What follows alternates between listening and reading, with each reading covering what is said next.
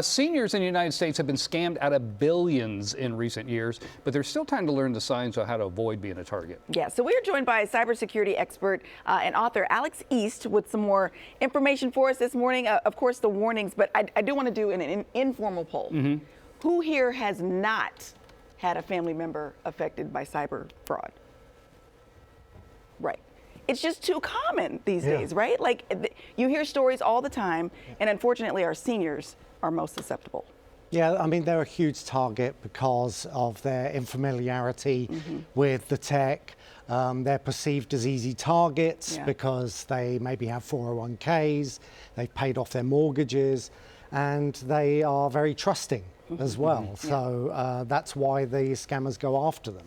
So this is personal to you, this book that you wrote. Very much so. So I've been in cybersecurity for over 20 years, but my job's always been to protect corporations. But unfortunately, a very close family member ended up falling prey to a scam online and lost a rather significant amount of money, tens of thousands of dollars. And my wife recommended that you should do something to help that community. So I ended up writing my book, Cybersecurity for Seniors Made Easy. And in that, I give advice on 3 stages, really. What to do before you fall victim, what to do during an attack, so what kinds of attacks to look out for, and then what to do if you have already been a victim of it, how to recover from that. How do we, what do we say to our parents? Because, I mean, you know, none of us are infallible, we all could fall prey to this, but I feel like, I don't know, I feel like if you're younger, you kind of have a sort of innate understanding. You can look at something and something seems off to you, but for some reason to our parents, they don't pick up the same thing. What can we, like what do we tell them? How do you talk to them about it? Because, you know, they're not dumb. They're not, I mean, they're adults. They've lived full lives. They've raised families. How do we communicate this to them? Yeah, I mean, knowledge is power, right? As long as they know what to look out for, know not to react, because that's what the scammers want to do. There's always kind of urgent wording around the communications, and they want you to take action immediately. Stop, take a breath, verify first. If it looks like it's coming from your bank, don't click on a link in an email. Call the bank and say, did you just contact me? 9 times out of 10, the bank will say, no, we don't send unsolicited emails.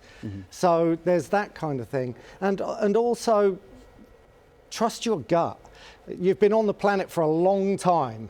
You know, along with the gray hair comes a lot of wisdom. So if it's too good to be true, it's not true. If it doesn't feel right, it's probably not right. So trust your gut and ask. You know, reach out to more tech-savvy members of the family, or even, you know, you can reach out to law enforcement. And the FTC has a website, ftc.gov.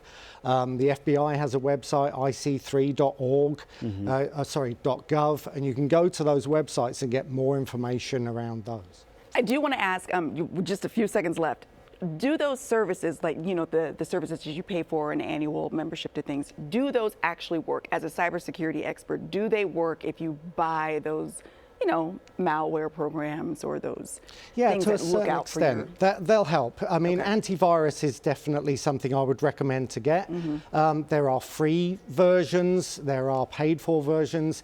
Invariably, as with all things in life, you get what you pay for. So they have different efficacies, but that would be one of the recommendations I do. But that's obviously only going to protect you from a very small part, from viruses. It's not going to protect you from clicking on a link that takes you to a website that you have to log into. Okay, and again, your book? Cybersecurity for Seniors Made Easy, available on Amazon and TikTok. It's incredibly important. It's amazing how common it is, and it's everywhere around us. Those scammers, man, they are good at their jobs. Their jobs are horrible, but they're really good at their jobs. I'd like to think there's a special place in Hades for them. Absolutely. Let's hope. That's what I'm hoping. Thank you so much. Appreciate it. Thank you.